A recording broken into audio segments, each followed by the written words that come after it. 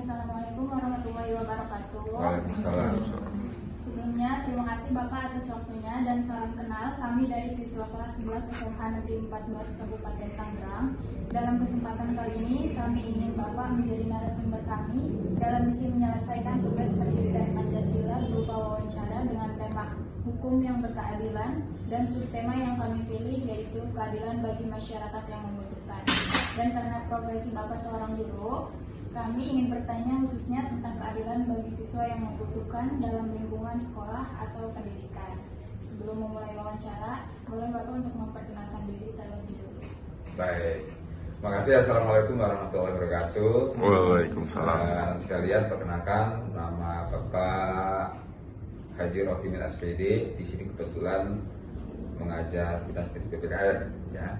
Jadi kalau kalian menggali informasi tentang PPKN, ya pas, gitu ya. Makanya silahkan kalian tanyakan apapun yang terkait tugas kalian, nanti akan Bapak jelaskan. Yang jelas penjelasan Bapak itu situasional sesuai dengan kondisi yang ada. Jadi bukan teori tapi sesuai dengan kondisi yang ada yang mungkin Bapak alami atau mungkin terjadi di lingkungan sekolah kami di SMP Negeri 12 Kota Tangerang. Ya, itu aja. Langsung aja ke pertanyaan yang pertama.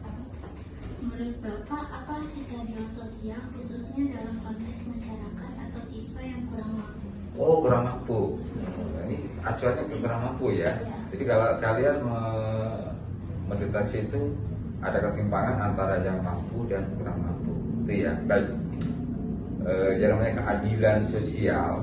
Keadilan sosial itu ranahnya adalah pemerataan. Tapi pemerataan itu bukan berarti harus rata semua. Ya, jadi ada ranahnya. Ya. Sebelumnya Bapak mulai dari kenapa orang ada yang kaya dan miskin ya, ada yang kurang mampu kan gitu, ada yang kaya. Itu Tuhan tuh menciptakan manusia dasarnya sama. Cuman potensinya yang dimiliki oleh manusia itu terkadang digunakan dan tidak. Kenapa orang bisa kaya? Mungkin dia punya potensi, kemudian bisa menggali apa yang bisa kita rekrut dari dunia ini. Tidak ada rasa malas, kemudian menjadi orang yang mampu. Kalau yang tidak mampu mungkin ada faktor dari diri sendiri di awal sejarahnya, mungkin dia tidak mengembangkan potensi yang ada. Makanya kalian ini potensi kalian dikalian kembangkan. Sekolah itu bukan hanya pintar tapi mengembangkan potensi yang ada. Percuma pintar, pandai tapi nggak punya potensi kan begitu ya. Nah, berkeadilan di sini adalah memberikan kesempatan yang luas sama rata. Catat ya, negara memberikan kesempatan yang sama kepada siapapun untuk meraih sesuatu. Gak ada dihalang-halangi. Kalian mau usaha apapun selagi bisa, gak ada negara menghalangi. Kecuali yang melanggar aturan negara. Laut dipagar, itu kan melanggar itu ya. Gak boleh. Itu karena itu milik rakyat. Kalau ada sebagian orang yang manipulasi kemudian menggunakan kesalahan. Nah, kalian mau membuat potensi apapun di negara ini terbuka luas. Dia dibatasi, termasuk di sekolah. Ya, di sekolah kami yang di sini kami tidak membeda-bedakan antara yang mampu dan tidak mampu. Bahkan kamu tidak tahu bahwa siswa itu mampu tidak mampu. Kamu nggak bisa melihat mana di siswa mampu atau tidak mampu, nggak bisa melihat karena kamu tidak membeda-bedakan. Bahkan di teman-teman pun tidak membeda-bedakan, sehingga guru tidak bisa mengenali mana yang mampu dan mana tidak mampu. Sama. Apalagi sekolah negeri ini kan beasiswa gratis semuanya ya. Jadi nggak ada beli buku, nggak ada macam-macam, jadi semua gratis, yang tidak tampak seragam sama. Jadi konsep dari keadilan berkeadilan sosial itu negara memberikan kesempatan ruang yang sama setiap warga negara untuk meraih apa yang diinginkan. Itu aja ya. Menurut Bapak, apa saja yang menjadi tantangan sebagai guru dalam mewujudkan keadilan siswa yang kurang mampu? Kurang mampu lagi. Iya. Begini, jadi kalau ngacuannya ke tadi kan Bapak bilang bahwa kami juga tidak bisa membedakan antara yang mampu dan tidak mampu, semua kami anggap sama ya, sama. Kami berikan peluang yang sama terhadap semua siswa. Kami tahu tidak mampu itu apabila kami menemukan sesuatu hal, misalnya Bapak pernah menemukan satu hal peristiwa, ada dua hal nanti Bapak ceritakan, tapi satu hal aja dulu. Ketika upacara itu kami ada anak yang tidak lengkap atributnya ya. Kemudian kan kalau Bapak orangnya harus tahu apa penyebabnya. Saya tanya, kenapa nggak pakai atribut? Nggak bisa beli Pak, harganya berapa? 15.000 Pak. Ya udah, nggak apa-apa. Tantangan bagi Bapak apa? Bapak bisa menyelesaikan bahwa anak itu tidak dipandang oleh orang lain bahwa anak itu tidak mampu. Tantangan Bapak ya, udah nanti Bapak belikan. Ya, Bapak belikan, akhirnya sama. Nah, itu sekarang bukan tantangan itu ya, bukan tantangan itu. Biasa wajar yang dilakukan. Itu aja ya. Pertanyaan ketiga, apa tanggapan Bapak bahwa hukum lebih berpihak kepada orang-orang yang memiliki kekuasaan atau uang daripada masyarakat yang membutuhkan? Apakah itu benar? Ya, sangat banyak terjadi. Yang kalian tanyakan itu memang aktual keberadaan seperti itu. Maling ayam dikebukin sampai bawa pelur, tapi mereka yang korupsi bermiliar-miliar malah tertawa riang di KPK. Boleh Bapak jelaskan bahwa konsep dari pemberlakuan hal seperti itu adalah karena dari institusi, artinya dari individu oknum, kayak oknum, paham ya? Jadi tidak institusi tapi oknumnya, bahwa penegak-penegak hukum kita mungkin tidak tegas, ya, dan tanda kutip, ya mungkin ada apa ya, pemberlakuannya membeda-bedakan, yaitu terjadi di negara kita. Mungkin akan sama apabila mereka yang berwenang itu memberlakukan siapapun, diberlakukan sama di depan hukum. Pasal 27 ayat 1 menyatakan bahwa Undang-Undang Dasar Negara Indonesia bahwa setiap warga negara sama haknya pemberlakuannya di depan hukum. Kalau maling ayam ya dihukum sesuai dengan ranah maling ayam. Kalau koruptor dihukum. Maling ayam itu merugikan siapa? 1-2 orang doang ya. Kalau koruptor negara. Saya setuju, koruptor dihukum mati ya. Itu kalau sesuai ya, gitu aja ya. Gak usah panjang-panjang, nanti fitnah. Oh, kamu ya, saya bukan aku. Bagaimana peran seorang guru dalam memperjuangkan keadilan bagi masyarakat yang kurang mampu? Oh iya, ini guru ya. Ini bukan guru, maksudnya ini sebetulnya negara dan dinas pendidikan terkait ya. Untuk perjuangan masyarakat yang kurang mampu di bidang pendidikan saya rasa sudah. Jadi ada sistem zonasi itu menampung masyarakat yang kurang mampu itu berhak masuk ke sekolah yang diinginkan. Contohnya kan ada afirmasi nih. Jadi kalau ada orang sifat tidak mampu didata, kemudian di data itu ada berapa kuota, kita masukkan di sini.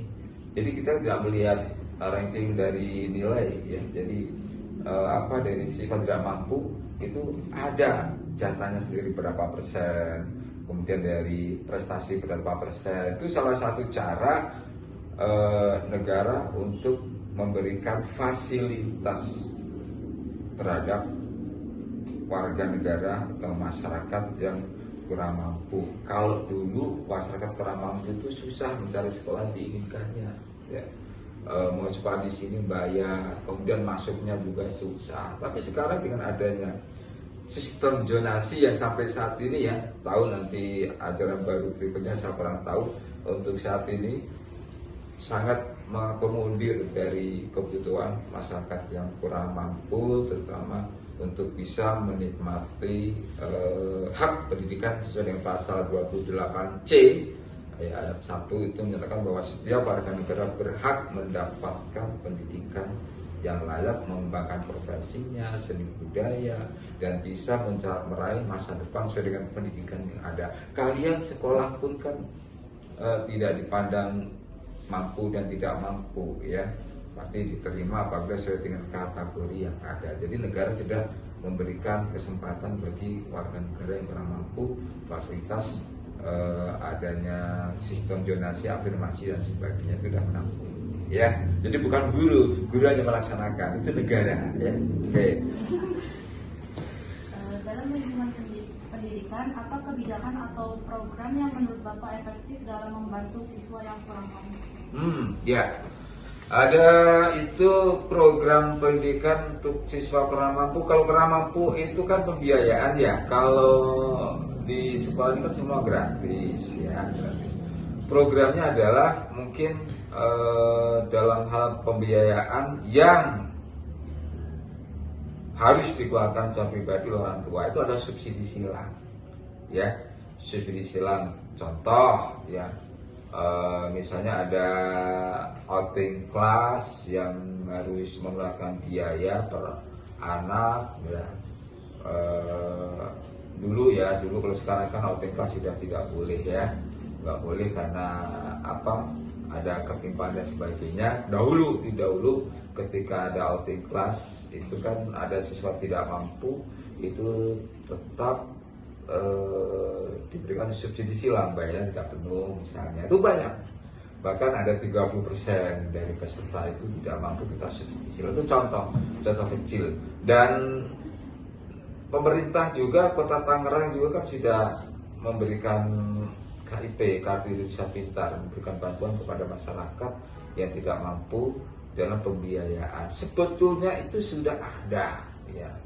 Di pemerintah setempat sudah ada KIP, jadi setiap bulan anak sudah mendapatkan dana dari pemerintah untuk pembiayaan di luar dari pembiayaan di sekolah yang gratis. Kan begitu ya. Jadi mau beli apa itu dari KIP. Seharusnya itu KIP digunakan untuk biaya lain-lain anak sekolah tersebut, jangan untuk yang lain-lain. Itu ya. Oke.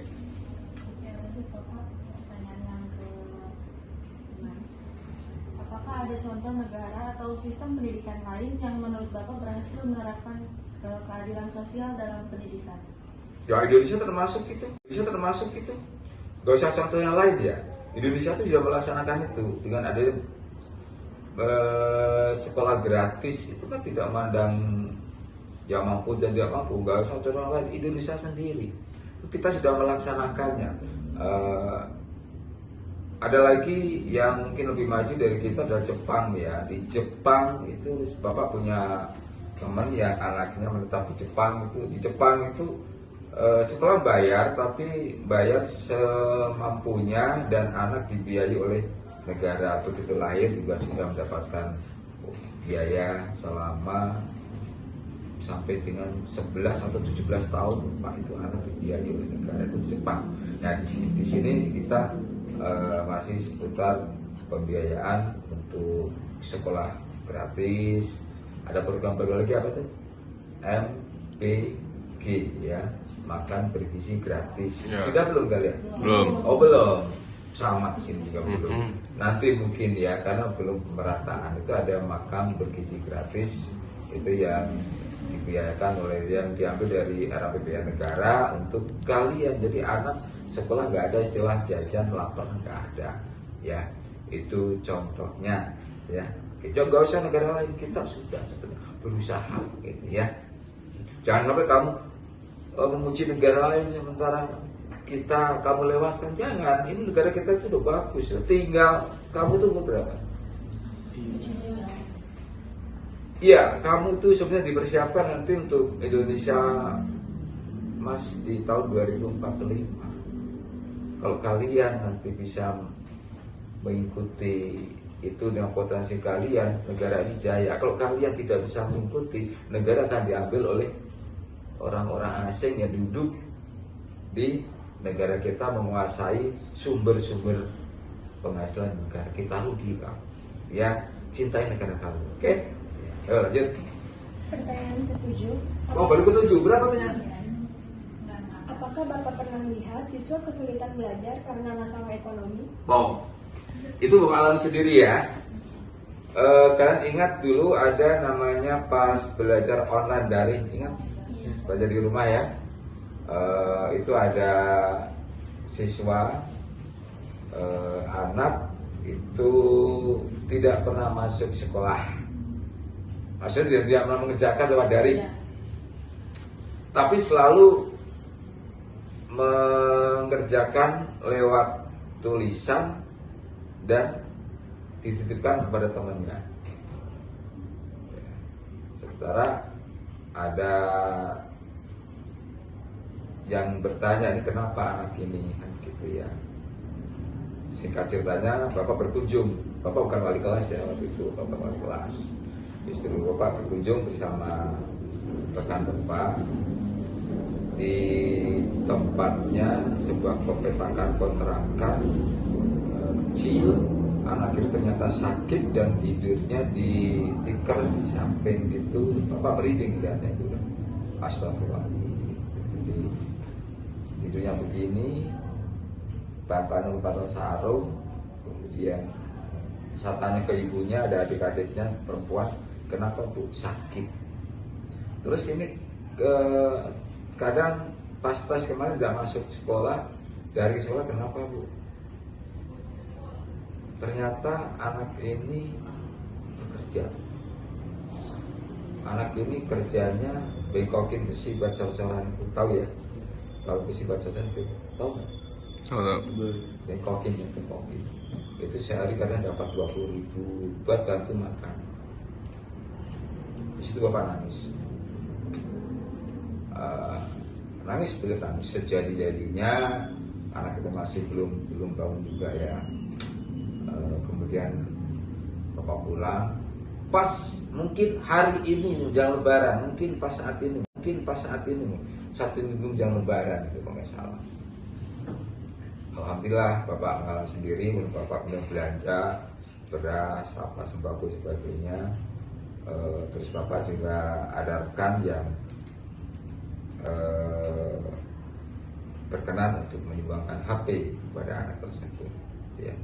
Kita lihat anak itu benar-benar tidak mampu tapi rajin. Ya, maka itu. Jadi kita justru mengangkat anak yang tidak mampu tapi rajin. Sudah tidak mampu nggak rajin gimana ya? Mampu malas itu kan kita jadi nggak suka ya. Ini luar biasa, anak tidak mampu tapi rajin, maka kita tergugah. Itu contoh ketika kami menghadapi satu situasi anak yang kurang mampu ya. Oke, itu. Ada lagi, udah cukup.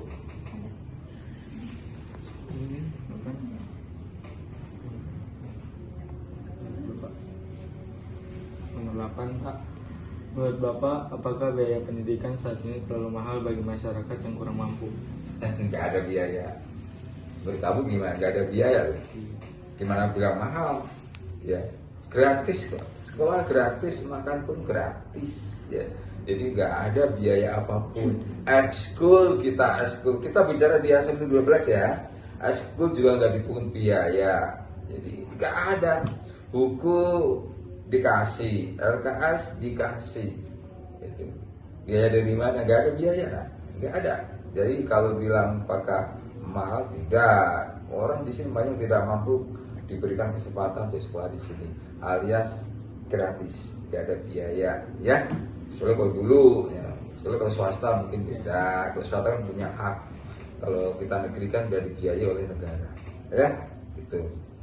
Baik, dan nomor 9.